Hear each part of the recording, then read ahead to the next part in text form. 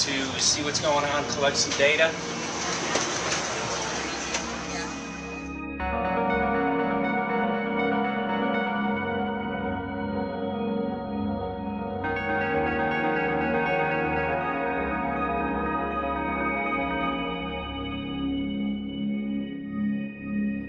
Thank you for having fun with us. Hope you enjoyed the trip. Have a great vacation and welcome home if you're lucky enough to live here. Thank you.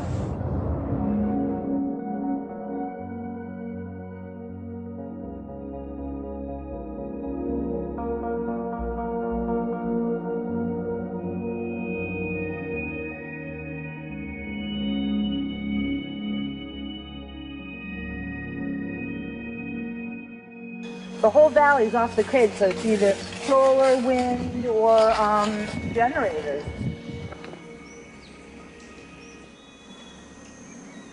Look at this, man. Yeah, the mind can't even conceive of a dream of this. Right. Yeah, right. Even coming here, and one would never think, you know, in paradise that it's getting destroyed. And they're doing it island style. They do it off the island, right? They do it off the island, so they don't, you know, you don't see the chemtrail airplane. The theory is that they're spraying the ocean, offshore, and it's coming in on the... And it's coming in. Now these are coming from the west. They're also spraying on both sides today. A lot of this stuff is actually chemtrails coming this direction. There's material that's blocking. We should be able to see to the horizon, you know, where the Earth curves, because we're high enough and we have the ocean, right? So we should be able to see. We should be able to see the Big Island. It's only 30 miles away. And you can see it's not a blue sky behind it. That's the key. It's all, you know, has that kind of weird looking blue, like silver blue, I call it. And this is a nice day. You know, there's no more blue sky. The night, we're gonna look at the stars at night, and it's like, you'll see, you can count them. There's so few stars at night now. There should be hundreds of thousands of stars, and I can count the stars. There's like one here, and one planet here. It's like, you might see, some nights you'll see 100, some nights you'll see 10. This is what concerns me, this kind of stuff right here. It's just soft. Okay.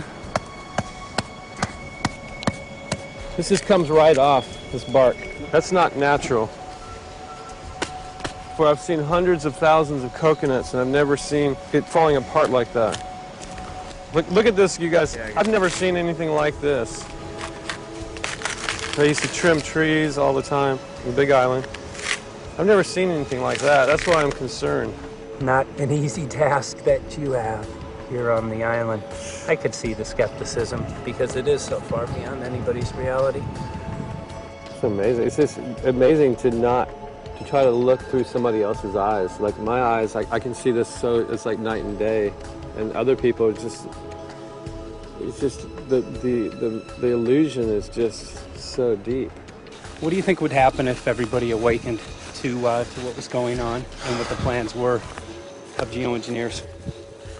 I think they'd have a revolution in Hawaii. If people really understood what was going on. What's your concern for, I know that you love the land here. What's your concern about the chemtrails? Well, that we won't be able to live here and grow our own food. And that our health is going to be compromised. You think it already has been? Yes. And the thing is that they're doing it every day here, every day. So it's hammering, micro doses every day. And then, of course, it's getting in the environment, and of course, it's weakening the plants. And it takes a couple years for this to actually weaken the plant. So we're asking for GMO taro. We're asking for GMO papaya because we can't grow our natural seeds. We can't be sustainable. We can't truly, you know, be here as God created us to be. So my friend convinced me to do a hair analysis on my daughter. So we went ahead and cut close to her scalp and got some really recently grown hair and sent it in. I was just sure that my daughter's hair was going to be so clean with the lifestyle that we live. And lo and behold, it came back and her levels were really high in aluminum. This is the chart here. This is the reference range, and this is where my daughter is, 23.1. Aluminum, The skies are covered with a white mist, and I look up at night anymore and I don't see the deep, dense stars that I used to, and I can't help but think this obviously has something to do with my daughter's health. I don't know where else these heavy metals are coming from. Yeah, I mean, look how old she is. Yeah. She's been isolated here. Here, and she's... Here. Anybody looking at the situation would be like, this is paradise. This child should be like superhuman. Organic farm. And here you are getting all this heavy metal stuff. And She has highest level aluminum on the chart. Never had a vaccine either. Folks, these people are playing God. They are playing God. They're manipulating the weather, and they're spraying stuff into the sky.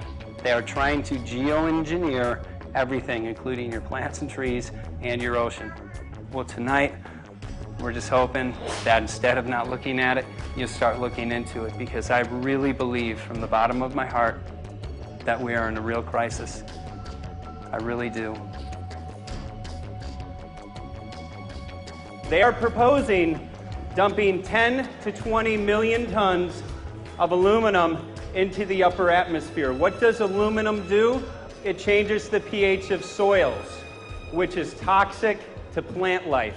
Also, it's very toxic to human health. Are they doing it? Well, let me tell you about my experience and what we found. We have much evidence that not only suggests, but I believe prove that they are happening. Jeff, what's going on? And as I promised, we're joined right now by a very special guest, Michael J. Murphy, currently on location in Hawaii. He's working on a documentary film called What in the World Are They Spraying? Michael, welcome to the program. Great to speak with you today.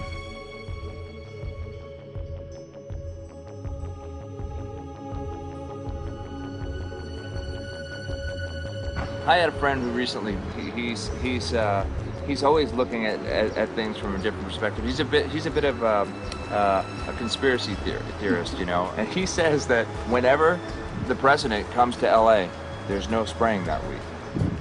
Could you have a better place for an interview? I mean, look. Well, this is being done over our farms and over our things. So basically, they want to eliminate our ability to eat organic food, have clean water. So in some ways, it sounds to me like, and you know, again, it's just a projection, but it sounds to me like this is control. How do we control the masses? Yeah. How can aluminum be good for you in any? And what was the second chemical you mentioned? It's barium. Barium and aluminum. Obviously, those are toxic to everything. To human health. Yeah. To human health, to farms, to animals, to everything. 61,000 parts per billion. And there should be a government alert at 1,000? At 1,000, people are drinking this. People that climb the mountain, they're drinking that snow. It's poison. Oh my God, that's so disgusting. So that's 60,000 times above regulation. Exactly. 60,000 times above regulation. And I've talked to friends, and they're like, well, that's just ice. That's just condensation. And I'm like, you can talk to a second grader. Ice doesn't float in the sky and spread out that way, you know? You're not an expert, but you're a concerned citizen who said, wait a second. Who's actually doing the research. Yeah, you're doing the research, and that's what we need to do as Americans and say, you know what, I want to know what's going on. I want to know what the FDA is doing to my food. I want to know what the government's doing with my air, my water, and the soil. And, you know, it's just great what you're doing. And I just, my kudos to you for bringing light to this subject. Put all of the theories aside, just what geoengineers are proposing and what's being found is scary enough. So we can just address that. And I encourage more people to just step up and ask questions and do what he's doing. So thank you, Michael, very, very much.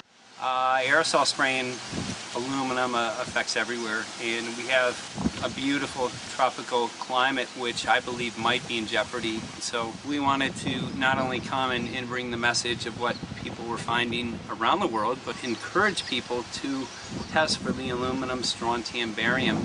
Essentially, I think it was an effective trip. I saw a lot of people here in Hawaii, in Maui, awake and not only curious, but willing to look into this deeper, and that's my only hope. This is one of the boldest moves, I think, from Ed Griffin yet. This is the taboo topic that nobody's supposed to talk about, and that is aerosol spraying. Now, we've got tons of documented proof of errant aerosol spraying. It just blows my mind that the whole essence of humanity has always been to look up into the sky and ask why. Though there are no limitations, there is endless space, an endless universe. Now, in the 21st century, we're not allowed to do that. Anyone who looks up and sees the giant grids and the X's in the sky that weren't part of our existence until just a decade or two ago is somehow called a kook. And the people that are the best and biggest proponents for the revolution and for liberty, they don't want you to talk about it because you could discredit them. It seems to be an industry that's being built up to milk the taxpayers by undergoing some kind of a giant global spraying program to make all kinds of money on the project. And they don't seem to care really what effect it has. They're not trying to experiment to see if humans can survive it or anything like that. They just want to get this stuff up. And then we discover, as we're going further down the line, that there are companies generating genetically modified organisms, or seeds, modified seed crops they're being engineered to resist the aluminum in the soil. And a lot of crops won't grow in that. And so now, after they've messed up the soil, all the farmers were going to have to go back and buy seeds that have been genetically engineered to resist the aluminum that have been put into the soil. And all of a sudden, mankind is completely dependent upon these companies like Monsanto and other giant agricultural firms. You can't even grow natural seeds anymore. And we're looking at that. It's a shocking thing. I hope we don't find that that's true. But all the arrows right now are pointing in that direction. We get into cost-benefit analysis here because there's also HARP could be involved in this. Geoengineering, as you guys mentioned, which is documented heavily in Dennis Kucinich's bill, that is the Space Preservation Act, which, by the way, I don't think got through Congress. And then Kay Bailout, as we call her here, Kay Bailey Hutchinson, also put together some legislation in order to qualify geoengineering, which, again, is supposed to save us all from global warming. But it is cost-benefit analysis because they can benefit on so many different levels. Ed, that's how they do everything, isn't it? That's right. And, you know, there's an old adage, if you just follow the dollar, follow the buck, you get to the source of the problem. And it looks to me like there's a tremendously profitable industry being built up right now around this concept of geoengineering or weather modification or reducing global warming and all of these other things that can be sold fairly easily to an unsuspecting public. They all say, oh, well, that's good. We don't want global warming, you know. And so they put up with this, and they don't question, they don't criticize. But behind the scenes, you see a whole industry being built up, which is, as I say, tremendously profitable. And the money for all of that is coming from the taxpayers. And it's a scam is basically what it is. We're just focusing on the one area that is real easy to prove. There's no speculation in the area that we're going into. They definitely are doing this geoengineering. They definitely are talking about it. They're working up formulas for it. They're putting together strategies for it. They've got funding for it. Everything is in place. We don't even have to go into those other areas to make the case. Okay, let them believe that, but at least they must understand that there's no question that they're talking about it and planning to do it.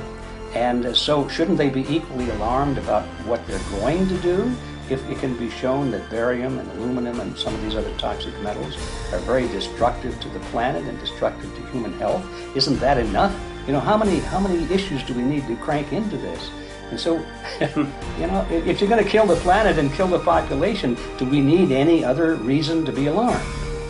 What in the world are they spraying? Thank God people are asking this question. That's all we want. We just want to be able to ask these questions. Our good friend G. Edward Griffin, all these years, Mike Murphy and Paul Wittenberg are doing this great effort with your help. This is a community effort to get people real information. What in the world are they spraying? Any final quick comments before we're out of time? And my only final thought is that we asked the question, what in the world are they spraying? And we now know what it is. And folks, you're not going to like it.